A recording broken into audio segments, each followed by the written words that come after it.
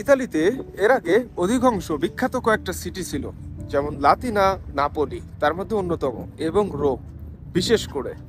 তো অনেকেই ভেবেছিল যে না, হয়তোবা এবছরও সেরকমই হবে। আমি এটা আশা করেছিলাম, যদিও কয়েকটা সিটি আসলে আমি উল্লেখ করিনি। তো আসলে এবার অনেকেই একটু দুশ্চিন্তার মাঝে আছেন, বিশেষ করে বেনভেনুতো, অর্থাৎ আমার ছোট ভাইয়ের আবেদন হয়েছে বেনভেনুতো থেকে। তো তাদের আবেদনের যে কোঠা হয়তো বা আপনারা পিকচারে দেখতে পাচ্ছেন, যদিও আমি এই সমস্ত বিষয় নিয়ে কখনো গণনা করার টাইম নাই বা গণনা করার চেষ্টাও করি না। তো যাই হোক, নাপোলি এবং রোমের অবস্থা, প্লাস বেনভেনুতো বলেন বা লাতিনা বলেন, এই সমস্ত বিখ্যাত সিটি সবকিছু, তো এই সমস্ত সিটিতে এবার কোটার পরিমাণ এতটা কম দেবে এটা কখনো কেউ আশা করেন। তো তারপরও কি করার আছে, যেটা কপালে থাকার সেটা তো হবেই, কারণ আসলে দিন শেষে তো রাত আসে, আর রাত শেষে নতুন সূর্য। তো এই কারণেই আসলে আমরা যা চাই আসলে সচরাচর কখনোই তা পাই না। অর্থাৎ যারা ভালো ভালো সিটি থেকে আবেদন করেছিলেন, আর যদি মিলানের কথাই বলি, যেমন কালকে আমি একটা কথা বলেছিলাম যে মিলানে আমি বারবার বলতাম যে ভাই মিলানে কিন্তু কেউ অ্যাপ্লাই করেন না, কারণ মিলান হচ্ছে ইতালির সব থেকে সমৃদ্ধশালী এবং অর্থনৈতিক প্রাণকেন্দ্র বলা হয়। তো এখানে কিন্তু রাস্তা বের হওয়া সোটাপ। তো এবার দেখেন কি হয়েছে, যে মিলানেই কিন্তু 1000+ কোটা। তো বিভিন্ন দেশের লোক হয়তো বা ইতালিতে আসবেন, তার মাঝে বাংলাদেশও সীমাবদ্ধ। তো অনেকে এখন টেনশনে পড়ে গেছেন কোটা নিয়ে।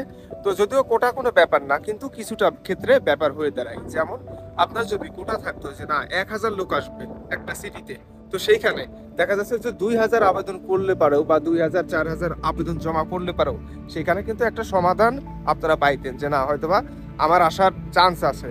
তো এমন এমন সিটি আছে যেগুলোতে আসলে কোটা এর আগে প্রচুর পরিমাণে ছিল, অথচ এবছরে কম দিয়েছে। এর কারণটা কি? আসলে আমাদের মনে হয় যে প্রথম থেকে ভাবা উচিত যে অভাব এবং সচ্ছলতা, অর্থাৎ যে সিটিতে যতগুলো লোকের প্রয়োজন কোটাগুলো যেহেতু পূরণ হয়ে গেছে, তো এই ক্ষেত্রে এই কারণেই কিন্তু সেই সমস্ত সিটিতে কোটার পরিমাণ এবার একটু কম করে দিয়েছে, রাইট?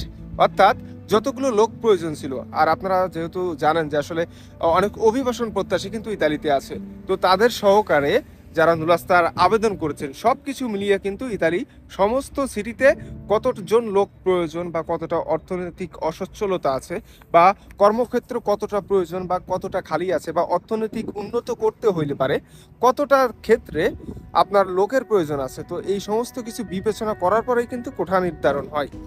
তো অনেকেই এবার এই বিষয়টা নিয়ে একটু টেনশনে আছেন। টেনশনে থাকাটাও স্বাভাবিক, এটা নর্মাল একটা ব্যাপার। আমি বলবো এটা এটা ভুলের কিছু না।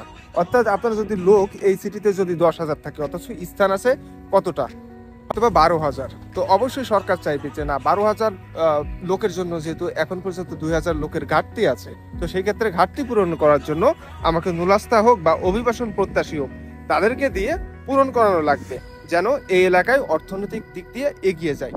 ঠিক বিশেষ করে এমনটাই হয়েছে। তো তার আগে আমি বলে দিই, আমি শাকিব খান রকি, এসকার নীরব, ইতারে মিলান থেকে।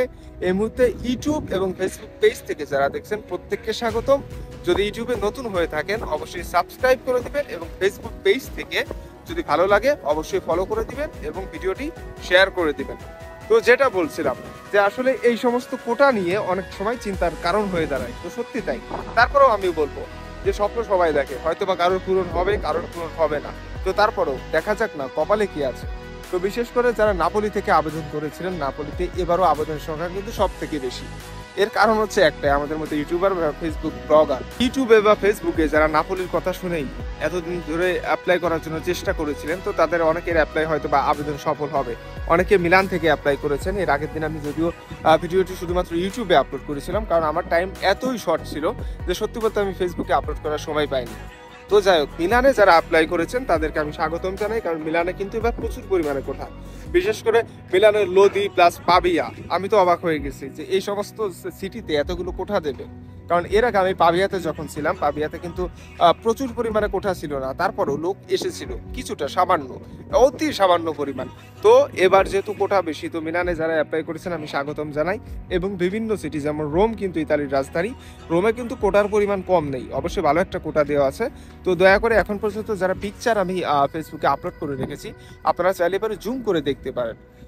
তো অবশ্যই আমি আন্তরিকভাবে দুঃখিত, কারণ আমার পিকচারটা হয়তো বা এতটা ক্লিয়ার হয়নি। অনেকেই বলেছেন ভাই লিঙ্ক দিয়ে দেন, তো অবশ্যই আমি চেষ্টা করব একই পোস্টে যেন কমেন্ট বক্সে লিঙ্কটা দিয়ে দেওয়ার, যেন আপনারা সহজে জুম করে ছাড়াও দেখতে পারেন।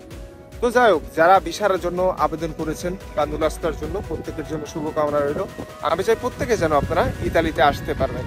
এবং অবশ্যই একটা কথা মনে রাখবেন, ইতালি সোনার হরিণ, তবে তার জন্য আপনাকে অবশ্যই একটা সময়ের প্রয়োজন আছে।